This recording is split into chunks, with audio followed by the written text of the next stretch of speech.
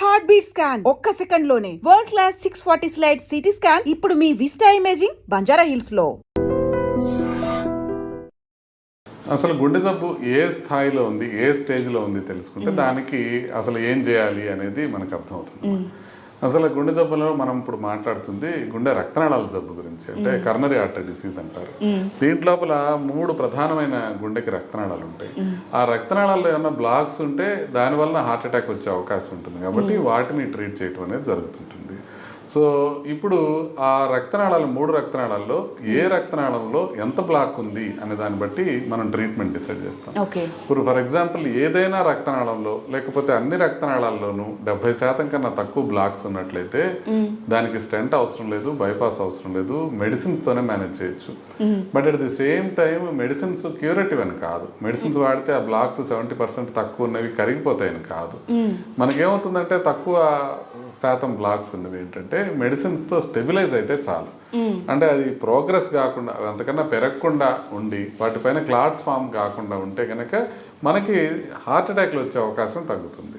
So దాని లక్ష్యంతో మనం ఏం చేస్తామంటే మనకి ఇమీడియట్ గా ఆ బ్లడ్ థిన్నర్స్ కానివ్వండి, లేకపోతే కొలెస్ట్రాల్కి సంబంధించిన మెడిసిన్స్ కానివ్వండి, ఈ మెడిసిన్స్ మనం వాడుకోవటం ద్వారా అది ప్రోగ్రెస్ కాకుండా మనం చూడగలుగుతాం.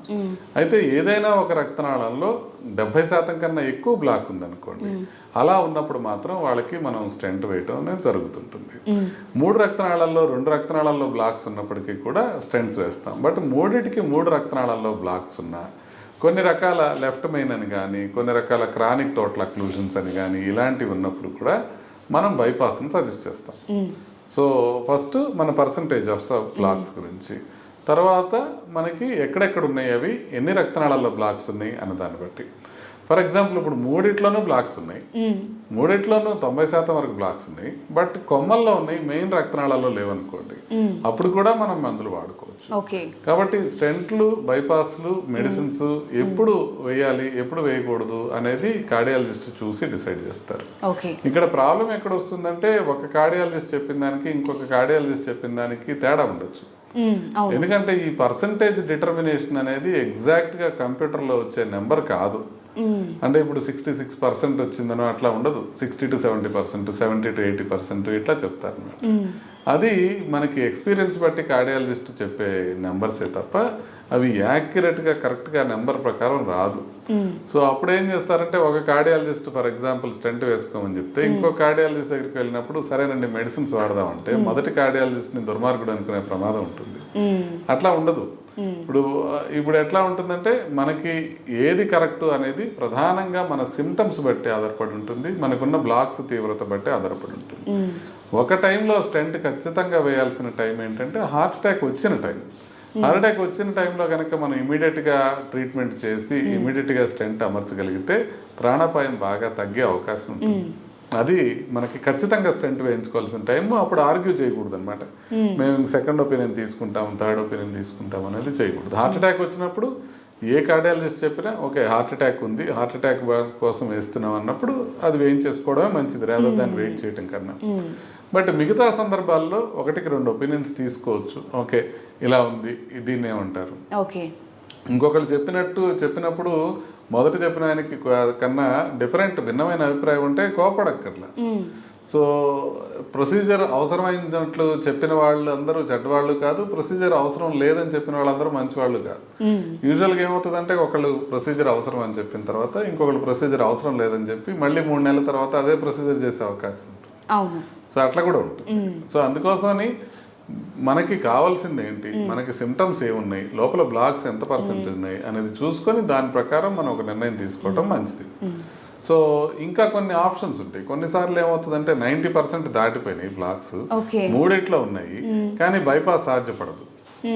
ఏంటంటే బైపాస్ ఎప్పుడు చేస్తామంటే రక్తనాళం మొదట్లో బ్లాక్ ఉండి చివరంతా బాగుంది అనుకోండి, ఈ బ్లాక్ ఉన్న ప్రాంతాన్ని బైపాస్ చేయటమే బైపాస్ సర్జరీ. ఆ బ్లాక్ ఉన్న ప్రాంతాన్ని వేరే రక్తనాళం తీసుకొచ్చి దాన్ని కలిపేస్తారు. సో ఆ బ్లాక్ తర్వాత కాబట్టి ఆ బ్లాక్ బైపాస్ అయిపోతుంది. కానీ మొత్తం కిందంతా బ్లాక్ ఉందనుకోండి, ఫర్ ఎగ్జాంపుల్ ఒక రోడ్డు కంజెస్టెడ్ గా ఉంది, సో దానికి ఒక బైపాస్ రోడ్ వేస్తే కంజెషన్ దాటి వెళ్ళిన తర్వాత రోడ్డు కలిసింది.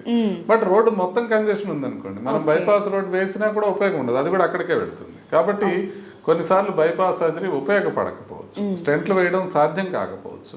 ఇలాంటప్పుడు మెడిసిన్స్ మ్యాక్సిమం వాడుకోవటమే కాకుండా ఈసీపీ అనే ప్రక్రియ కూడా అందుబాటులో ఉంటుంది. దానికి కూడా సర్జరీ చేయకుండా ఈసీపీ అనేది చేస్తారు. కాకపోతే సర్జరీ చేసినప్పటికీ స్టెంట్ చేసినప్పటికీ ఆల్మోస్ట్ ఒక 70-80% బెనిఫిట్ ఉంటే ఈసీపీ చేసినప్పుడు ఒక 10-15% బెనిఫిటే ఉంటుంది. బట్ అది చేయలేం కాబట్టి ఇది చేసుకోవడం, అది చేయలేని స్థాయికి రీచ్ అయింది కాబట్టి అప్పుడు మనం ఈసీపీ చేసుకోవటం. సో యూజువల్గా మీరు అడిగిన ప్రశ్నకి క్లుప్తంగా చెప్పాలంటే మెడిసిన్స్తో చాలా మందికి ట్రీట్మెంట్ ఇవ్వచ్చు. అది కరెక్ట్గా పరిపక్వ స్థితిలో ఉన్నప్పుడు, అంటే స్టెంట్ వేయాల్సిన అవసరం ఉన్నప్పుడు లేకపోతే సర్జరీ చేయాల్సిన అవసరం ఉన్నప్పుడు అది వేసుకోవటం వల్ల దానివల్ల ఉపయోగం జరిగే అవకాశం ఉంటుంది. Other end of the spectrum ఏంటంటే స్టెంట్ వేసినా బైపాస్ చేసినా ఉపయోగం లేని పరిస్థితుల్లో అప్పుడు మనం ఆల్టర్నేటివ్ మెథడ్ లాంటి ఈసీపీ లాంటిది పెంచుకోవచ్చు. ఇది మనం గమనించాలి. డాక్టర్ గారు, మనం చాలా మందిలో ఒకప్పుడు అంటే 50-60 ఏళ్ల పైబడ్డ వాళ్ళల్లో మనం హార్ట్ డిసీజెస్ కానీ హార్ట్ స్ట్రోక్లు కానీ చూసాం. కానీ రీసెంట్ డేస్లో మరి చిన్నపిల్లలు 10-13 ఏళ్ళు 16 ఏళ్ళు ఇప్పుడు 20-30 ఏళ్ళు వాళ్ళందరూ ఎఫెక్ట్ అవుతున్నారు.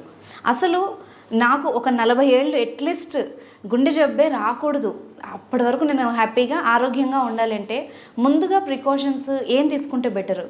అంటే ఇది చాలా ఇంపార్టెంట్ ప్రశ్న. అందరికీ అంతే కదా, మనకి గుండె జబ్బు రాకూడదు. అవును, మనం దాన్ని 90% వరకు నివారించుకోవచ్చు.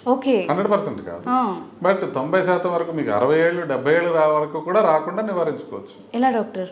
ఎలా అంటే అది ఒక పెద్ద అద్భుతమైన ప్రక్రియ కాదు, మనకు తెలిసిన విషయాలే. మనం ఒకటి రోజు సరిగ్గా వ్యాయామం చేయటం, ఆహారం విషయంలో జాగ్రత్తలు తీసుకోవటం. చాలా మీకు సింపుల్ గా అనిపిస్తుంది ఆహారం విషయంలో జాగ్రత్తలు తీసుకోవటం అంటే. బట్ ఇప్పుడు బయటకు వెళ్ళేటప్పుడు బాగా టైర్ అయిపోయినారు, బిర్యానీ తినేసి వెళ్ళిపోదాం అంటే తినేసి వెళ్ళిపోతాం, మనం ఆలోచించాం దాని గురించి. సో ఆహారం, ఆరోగ్యకరమైన ఆహారం తీసుకోవడం అంటే హోల్ ఫ్రూట్స్ కానీ గ్రెయిన్స్ కానీ ఇట్లాంటివి మనం బాగా తీసుకోవటం. ఎక్సెస్ కార్బోహైడ్రేట్ ఉన్న పదార్థాలు అంటే చాక్లెట్స్ కానీ బిస్కెట్స్ కానివ్వండి, లేకపోతే స్వీట్స్ కానివ్వండి, ఐస్ క్రీమ్స్ కానివ్వండి, ఇవాళంటే అవాయిడ్ చేయటము.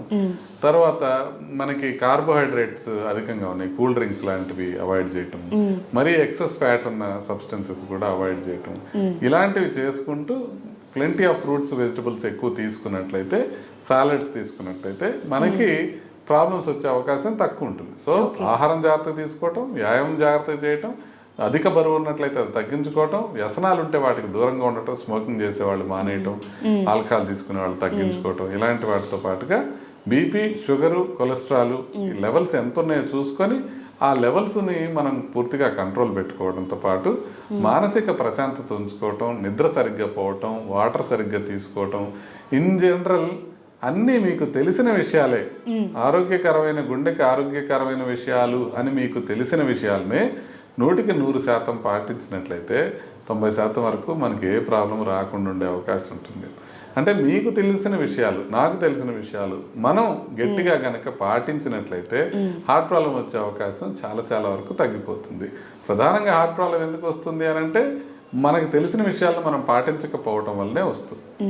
అవును డాక్టర్, ఇప్పుడు మీరు చెప్పిన విషయాలు ఎంత తెలిసినా కూడా ఏముందిలే ఎంగేజే కదా, ఇప్పటి నుంచి ఎందుకులే అంత టెన్షన్ తీసుకోకు ఇలా అనుకుంటారు.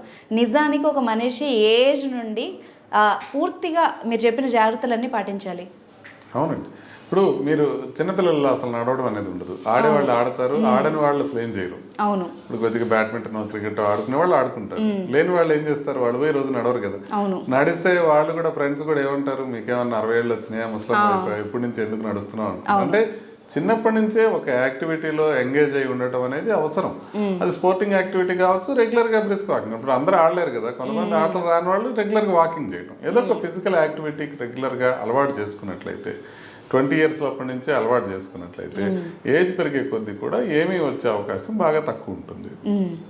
డాక్టర్ గారు, ఈ హార్ట్ అటాక్కి డేలో ఉండే సమయానికి నిజంగా ఏమైనా లింక్ ఉందా? ఎందుకంటే చాలా మందిలో నైట్ హార్ట్ స్ట్రోక్తో చనిపోవడం, తెల్లవారుజామున హార్ట్ స్ట్రోక్ రావడం ఇవి బాగా చూస్తూ ఉంటాం. నిజంగా టైమింగ్కి దానికి ఏమైనా రిలేషన్ ఉందా? యూజువల్గా తెల్లవారుజామునే హార్ట్ అటాక్లు ఎక్కువ వస్తుంటాయి. ఓకే, ఎందుకు అని అంటే కౌంటర్ రెగ్యులేటరీ హార్మోన్స్ అంటారు. అంటే మామూలుగా నిద్రపోతున్నప్పుడు హార్మోన్ లెవెల్స్ చాలా తక్కువ ఉంటాయి, అందువల్ల బీపీ తక్కువ ఉంటుంది, హార్ట్ రేట్ తక్కువ ఉంటుంది, సింపథెటిక్ నర్వస్ సిస్టమ్ అనేది బాడీలో ఉంటుంది, అది తక్కువ మోతాదులో పనిచేస్తుంటుంది.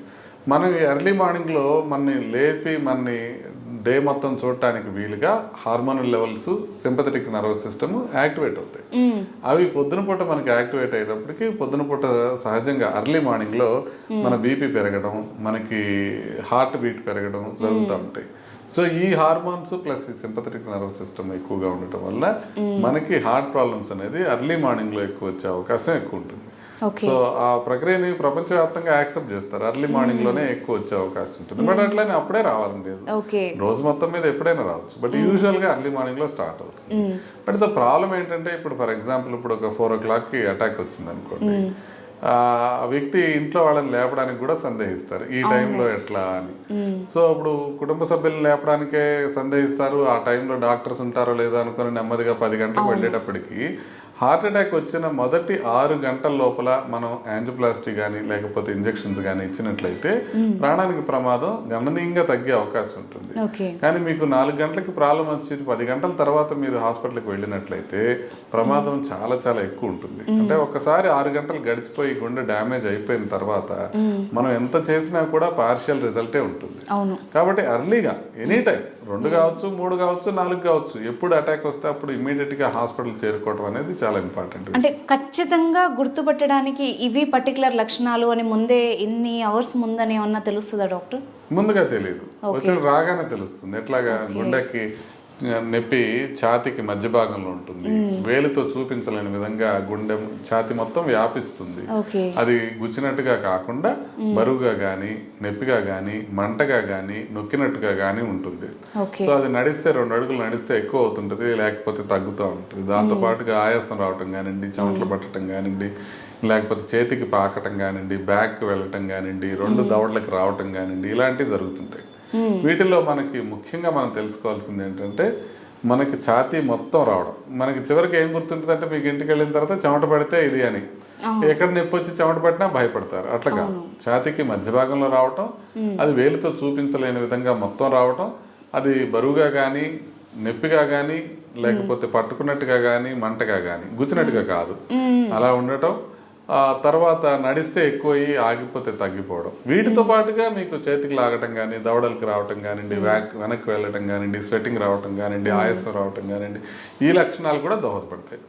సో ప్రధానంగా మనం తెలుసుకోవాల్సింది ఏంటంటే ఎప్పుడు కూడా మనకి రిస్క్ ఫ్యాక్టర్స్ కనుక్కున్నట్లయితే, అంటే బీపీ ఉంది, షుగర్ ఉంది, కొలెస్ట్రాల్ ఉంది, స్మోకింగ్ చేస్తున్నారు, అట్లా రిస్క్ ఫ్యాక్టర్స్ ఉన్న వాళ్ళు ఏ రకమైన నొప్పి వచ్చినా తీవ్రంగా వస్తే ఇమీడియట్గా హాస్పిటల్కి వెళ్ళి గుండెకి సంబంధించిన టెస్ట్ చేసుకోవాలి. అదే రిస్క్ ఫ్యాక్టర్స్ లేకుండా ఇప్పుడు మీకు బీపీ లేదు, షుగర్ లేదు, ఒక 22 year old అమ్మాయి ఉందనుకోండి, తనకు కొంచెం గుచ్చుకున్నట్టు నొప్పి వస్తే ఏం భయపడాల్సిన అవసరం లేదు, మరుసటి రోజు పొద్దున హ్యాపీగా వెళ్ళొచ్చు.